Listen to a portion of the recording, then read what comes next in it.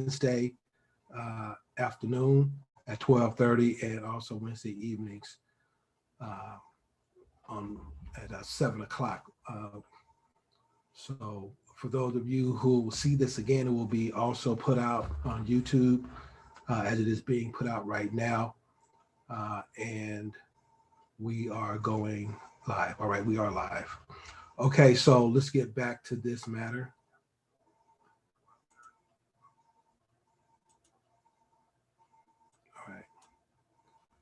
All right, get back to this matter here. Now, so we're talking about poor people, and I'm going to share my screen with you so you can see what I'm talking about and what I'm trying to invest in. And I do apologize to my people because I do have one person who has to get off of this and has another meeting because she's a very important person and she's busy. But I appreciate her getting on this line tonight. All right, that should be me sharing my screen, and I am. All right, so all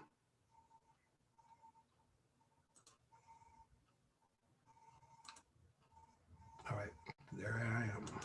And if you're on the phone, you can go to I believe go to YouTube and catch this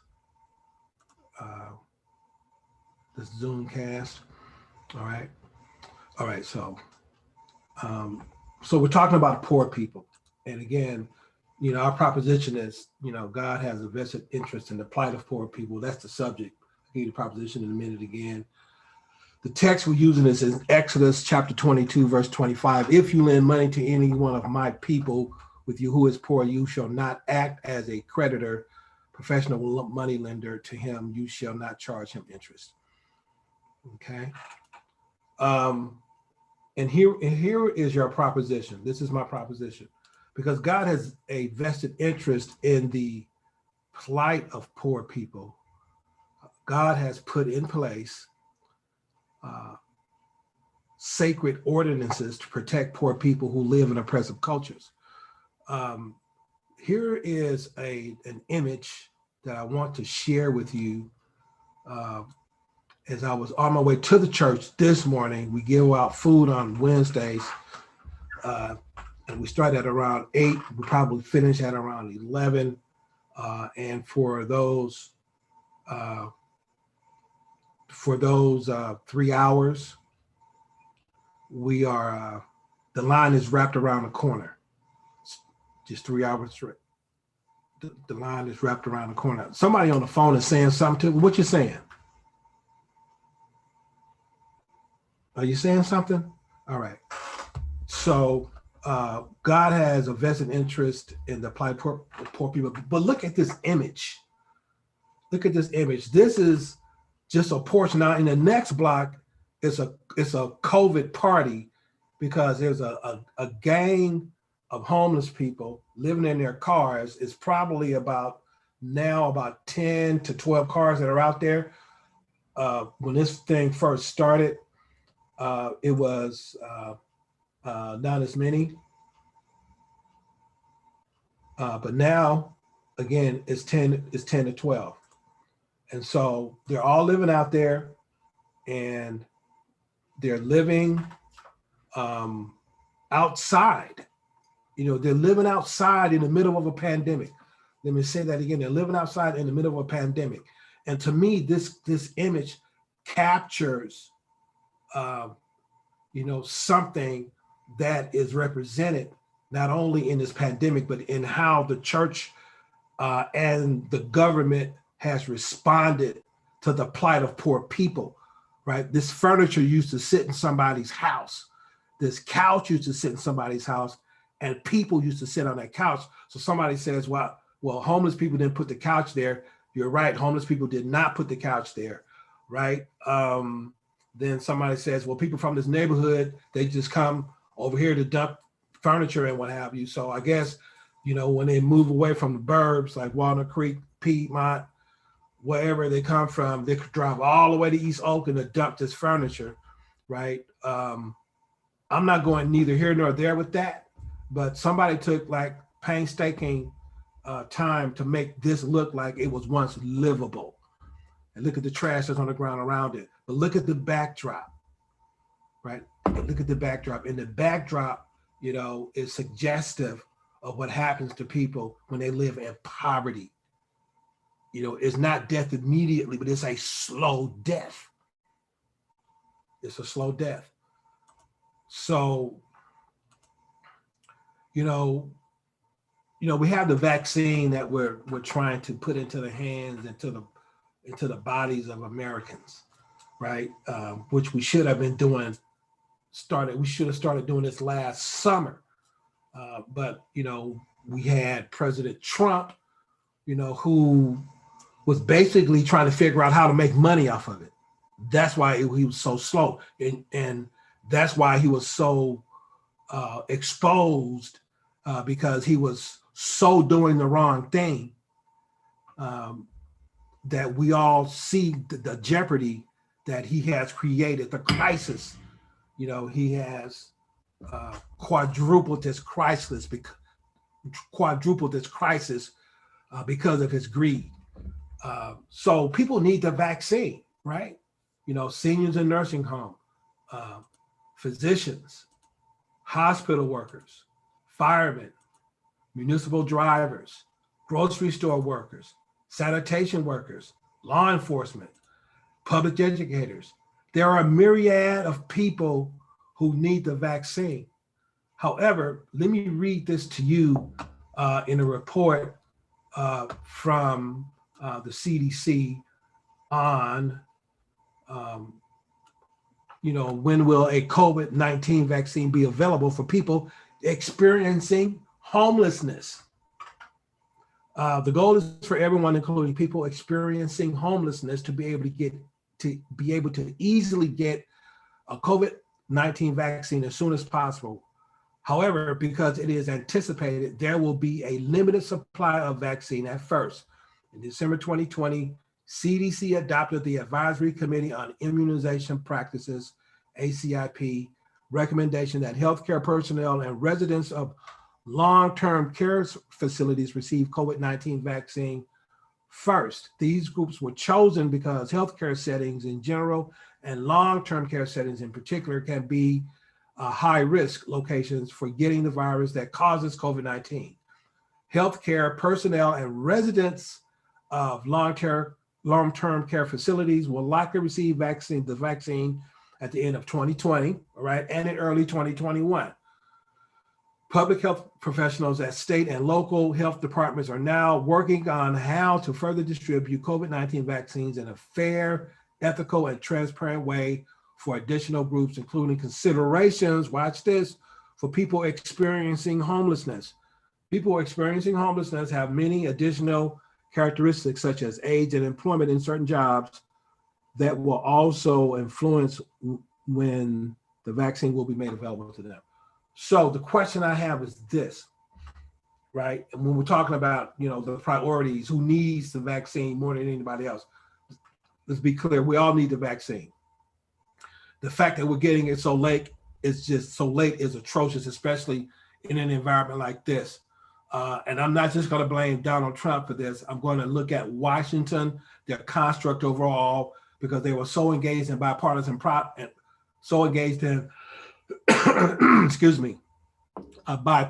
politics that they took their eye off the ball, forgot about who actually put them in office. If there is a population that is an avid spreader of this, it would have to be homeless people. Why? Because they cannot shelter in place. If you have somewhere to live and the governor says go shelter in place, then that gets you out of the public and gets you off the street, and it puts you somewhere where you can isolate yourself for X amount of days, months, as we're experiencing it now. But because of you're homeless, it's just like to me, it's like a COVID factory. You know, I mean, you think about it, you know, I don't know if you've ever been to a homeless shelter before, but it's a very deplorable place to be. There's so many people jam packed into a space, and then there's a culture within that culture, because all kinds of things happen in a shelter at night, with homeless people. All kinds of crime. Women get raped, in homeless shelters. People steal things. People get beat up. All kinds of activities going on, right? Especially, with a shelter like, say, St. Vincent de Paul in downtown Oakland, right, on San Pablo Avenue, and I think MLK. Okay, so those people are at risk, and there needs to be major thought, into, okay, we got to get this vaccine in the arms of homeless people who cannot shelter in place, because in reality, I think that they're more of a public menace than anyone else. Not to their own default, but again, they cannot shelter in place, right? If the governor says you got to go home and shelter in place, they don't have anywhere to go because they're homeless. And what I believe is that America is missing a grand moment to cure homelessness permanently. Okay, and here's again that picture again. I'm showing it. The sofa. Somebody once sat there. The tables, the end tables. Somebody used to put stuff in there. The personal belongings. The other little long table used to probably set food on it or magazines in the living room, and now it's just sitting there in front of a cemetery. And my caption for this is, poverty is like a graveyard. It creates barriers to real living. Poverty is like a graveyard. It creates barriers to real living. All right, so the text says, my people, these are God's people, and they have been claimed by God. The Lord has put sacred hands on these people, and the Lord is guiding these people away from oppression and into a community where they will have the opportunity to prosper. Remember, these people are on a journey. They're poor right now, but God has bigger plans for them. Look at Deuteronomy 28:12 says, the Lord shall open unto thee his good treasure, the heaven to give the rain unto thy land in his season, and to bless all the work of thine hand, and thou shalt lend unto him many nations, and thou shalt lend unto many nations, and thou shalt not borrow. Now I'll read that again. Okay. It's from the King James Version. Some of you may need another version. But the Lord shall open unto thee his good treasure, the heaven to give the rain unto thy land in his season, and to bless all the work of thine hand, and thou shalt lend unto many nations, and thou shalt not borrow. Right? We will become a resource. And that is the point of having resources. When you do have resources, then you ought to pay attention to areas of neglect. And what we have done in this country is that we've taken our resources, because there is so much money out there now. The game, when I used to work on Wall Street,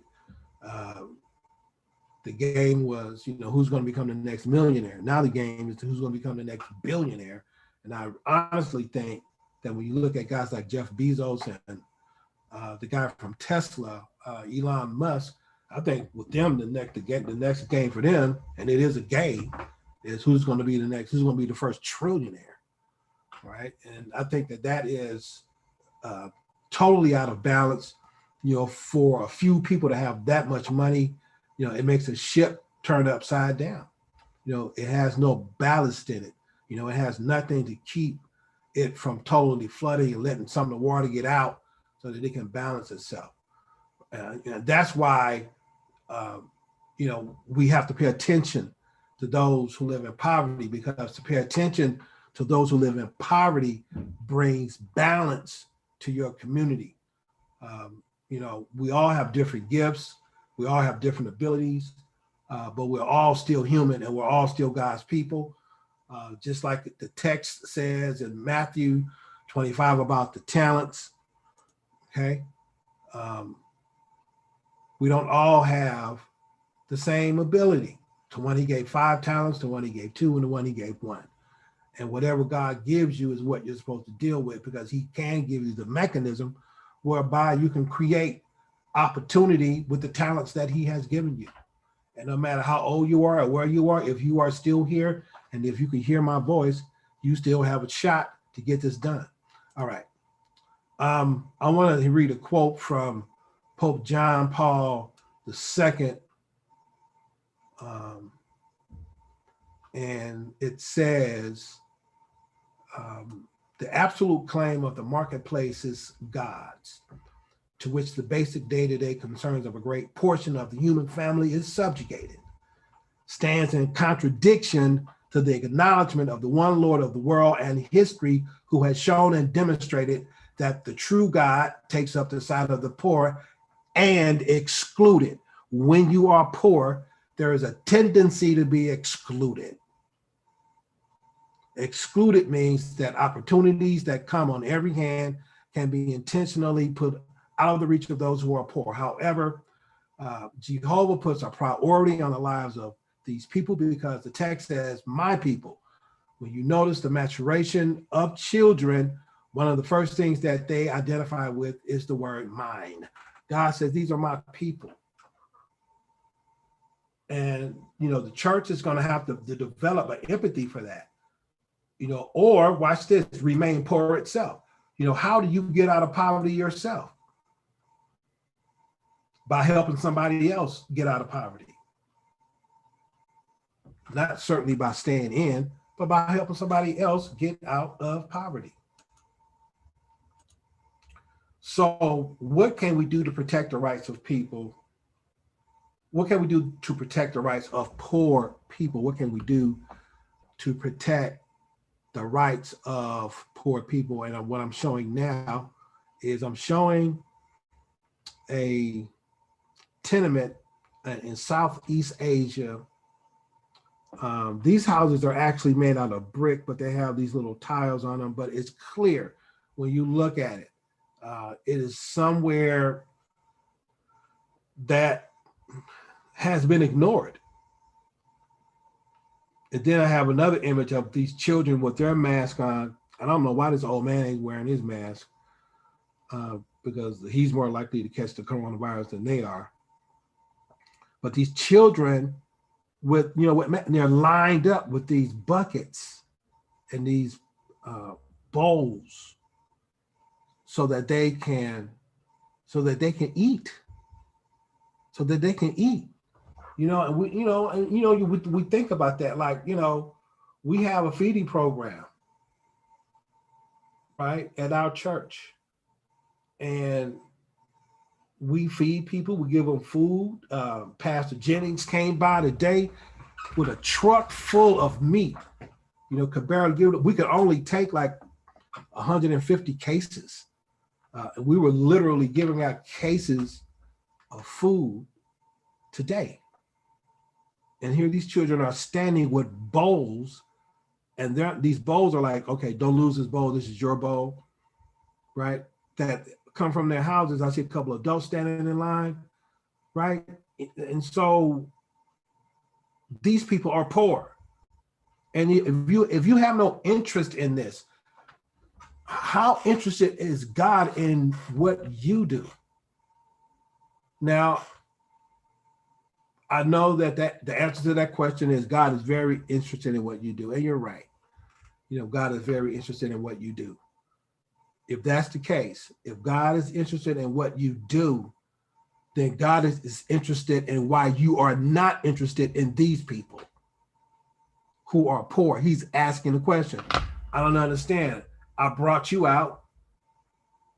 Every African American in this country can say, and we can empathize with the children of Israel at this particular point, right? Not only just because they're dark-skinned people like we are, right? And they're in somewhere around the northern tip of Africa, right? But when we look at our transition in this country in 1640, when the first slave ship came here, landed in Boston Harbor, there were African Americans, there were Africans on that ship, and they were slaves. When this economy first began to get to roll, again, slavery is what put the American capitalist machine on point. So the fact that you can buy a Mercedes now, all right, okay, you're like 2 generations removed from slavery. The fact that you can buy a Mercedes-Benz now, buy a house now, does not exonerate you from understanding that people are still poor. And when I look at this economy that we're in right now, we are a teardrop away from total collapse. Interest rates are at 0. The market is inflated. We got companies trading at $200, $300, $400 a share that have not made not 1 penny of revenue. I've seen this story before. We must dismantle constructs that seek to add burdens to people who are already burdened. So that's how we help.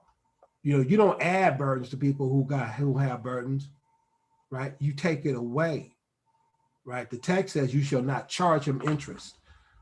In the U.S., poverty does exist, and poor people pay the highest interest rate by far. The socialization of poverty in America is criminal. Those who can pay the most in taxes do not, and those who cannot afford to pay the most in taxes do. Payday loans have become the face of predatory lending in America because the average payday loan is 391%. If you cannot repay the loan, and the Consumer Financial Protection Bureau says 80% of the payday loans do not get paid back in 2 weeks, means that the interest rate soars to 521%. That's a big increase. The interest rate soars to 521%. Here we have poverty that is obvious.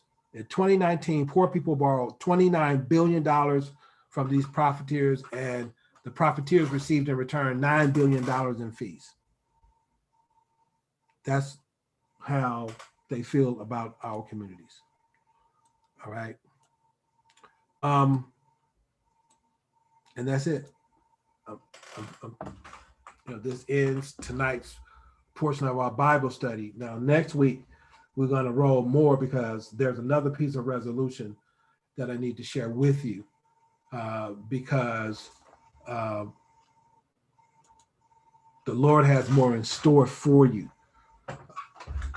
That's why, people in poverty, according to Father Gustavo Gutierrez, suggests to us that when people who are poor receive salvation, they move into the history of the world.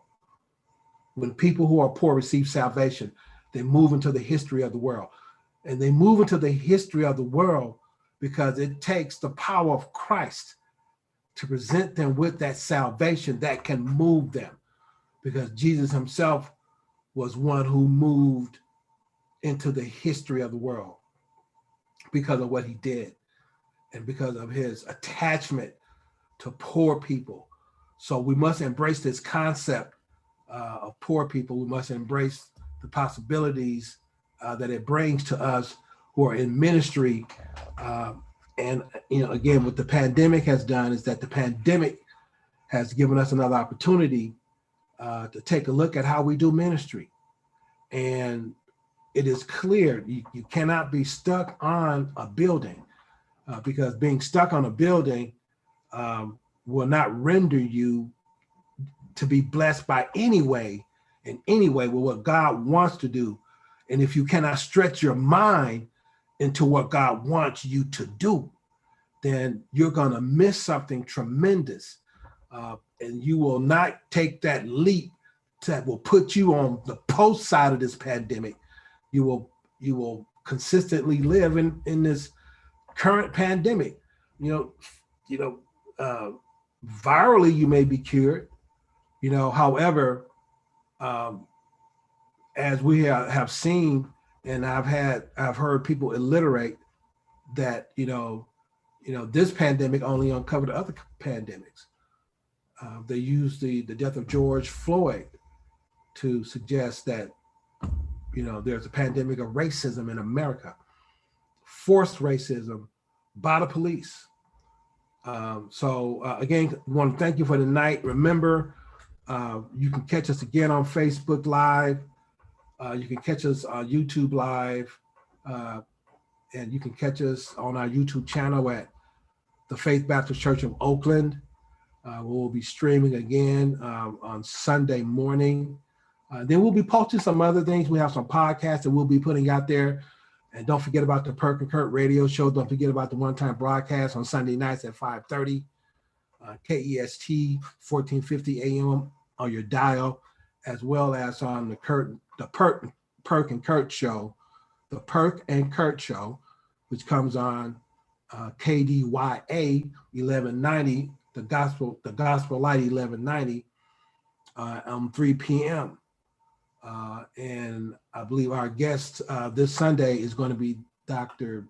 Bryant C. Wyatt, the senior pastor of the Mount Calvary Baptist Church of Sacramento, California, and also the president of the Sacramento Baptist Ministers Union, as well as the first vice president, I believe, of the California Missionary State Baptist Convention.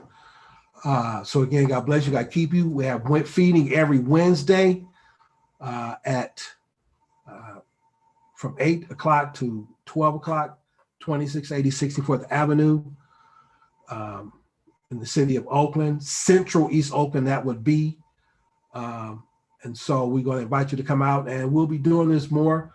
I promise not to hold you long, somewhere between 30 to 45 minutes, not an hour Bible study like we used to do, but a decent format like tonight, about 30 minutes. So again, God bless you, God keep you. Thank you so much. You'll see this again as we go forward. And I want to thank those of you who are on the phone for chiming in. I did see some people get on our